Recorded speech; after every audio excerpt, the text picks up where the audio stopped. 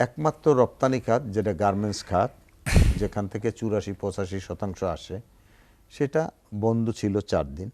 কিন্তু বন্ধ থাকার জন্য 4 দিনে যে ক্ষতি না হবে সেটা আমরা বুঝতে পারবো আরও অন্ততপক্ষে মিনিমাম 6 মাস না গেলে আমরা বুঝতে পারবো না। টানাটানির সংসার, সেখানে এই সহিংসতা গত কয়েকদিনের, আপনার কি মনে হয় এটি, আপনি যেহেতু ব্যবসা বাণিজ্যের এবং বাংলাদেশের সবচেয়ে বড় রপ্তানি খাত তৈরি পোশাক খাতের নেতৃত্বে ছিলেন, সেখানে আসলে কি প্রভাব পড়বে বা আমাদের কোনো শঙ্কা আতঙ্ক যেটি এখনো কাটেনি, সেখান থেকে বেরিয়ে আসা আসলে কতটা জরুরি?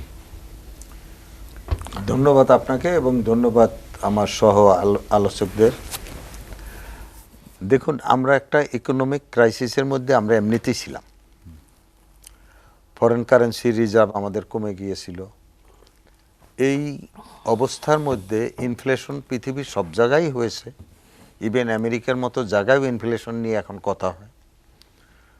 তো সেই সবের মধ্যে এই যে বর্তমানে যে একটা সংঘাত যে হইল এবং সেই সংঘাতে যে ধ্বংসযজ্ঞ যে পারভেজ সাহেব যে বলছিলেন যে মেট্রো রেল বা সেতু ভবন বা স্বাস্থ্য অধিদপ্তর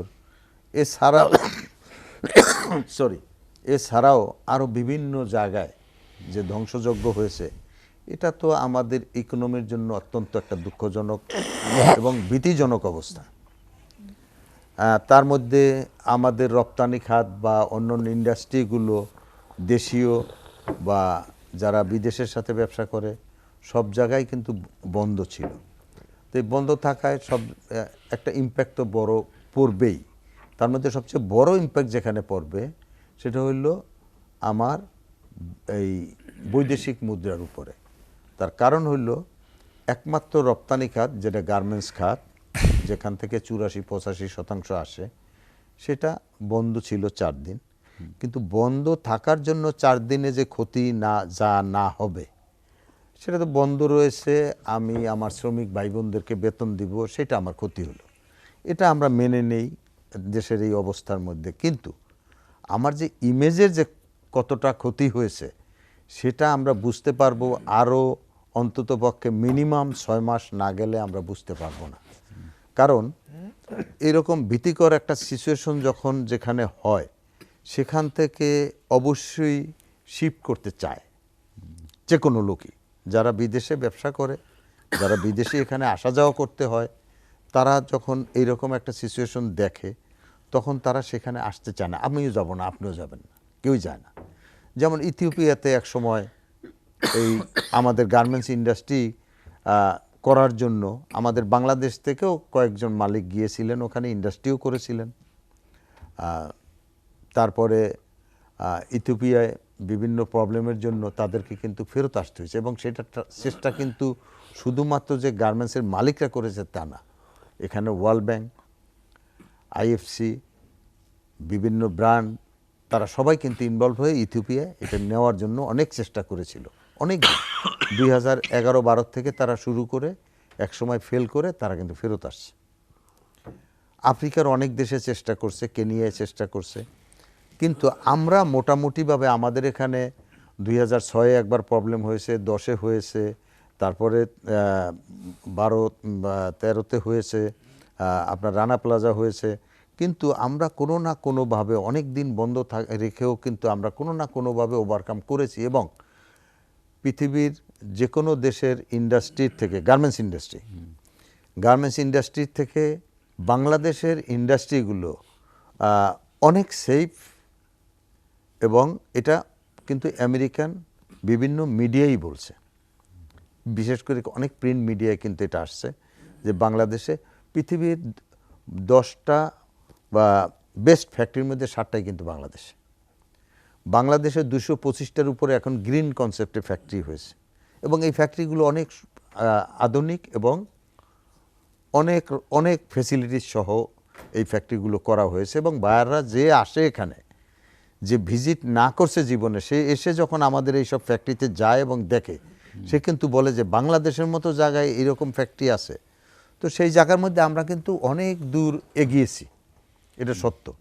কিন্তু আমাদের আরও অনেক কিছু করার আছে বিশেষ করে আমাদের দেশে এই যে গত 16 বছরে আওয়ামী লীগের সময় 2014-তে যে প্রবলেম হয়েছে, 13-14-তে আগুন সন্ত্রাস অনেক কিছু হয়েছে, আমরা কিন্তু আমাদের গার্মেন্টস ইন্ডাস্ট্রিতে কোনো রকমের কোনো ক্ষতি হয়নি।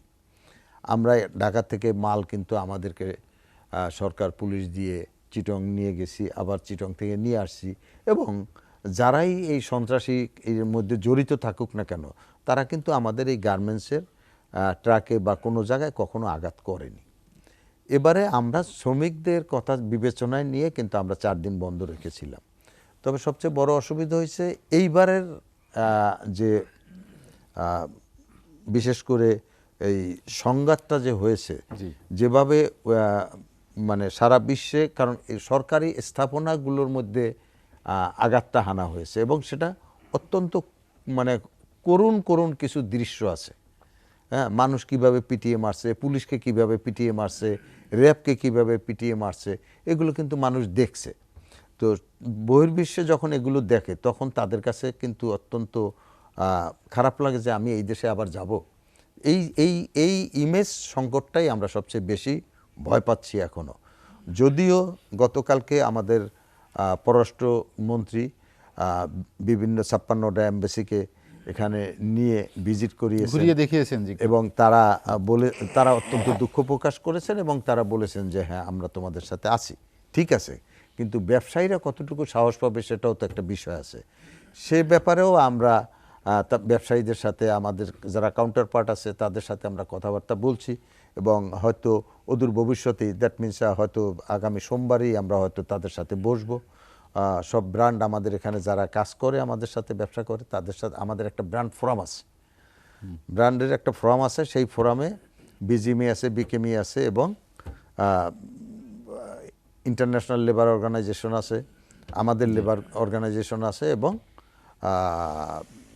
আমরা তাদের সাথে হয়তো সোমবারেই বসবো ইমিডিয়েটলি, আমাদের কি অবস্থা হয়েছে এবং তারা কতটুকু আমাদের জন্য কি করতে পারে। তবে আপনি যত কিছুই বলেন, এই যে টাকার অঙ্ক বলছেন, টাকা কিন্তু টাকা দিয়ে কিন্তু ইমেজ কেনা যায় না।